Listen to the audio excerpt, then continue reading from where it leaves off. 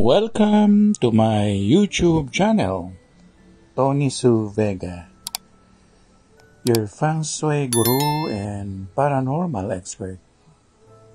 Dream World, daigdig ng mga panaginip. Iguana.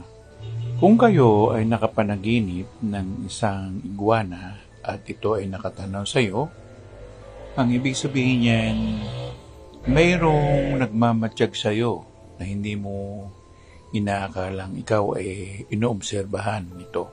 Maaring masugid mong tagahanga o masugid mong kritiko. Sa panaginip na iyon ay pinag-iingat ka dahil hindi mo naobserbahan ng mga tao sa paligid mo.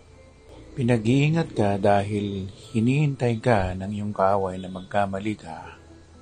Maaaring ikaw ay iskandaluhin o may skandalo o i-scam, kung hindi blackmailin ka nila. Lalo na kung maraming iguana na nakalatag o nakapaligid.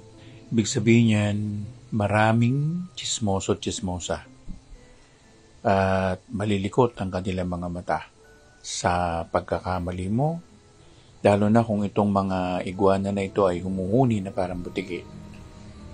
Mag-iingat ka kasi sa ngayon pa lang, nagkakalat na sila ng chismis tungkol sa'yo.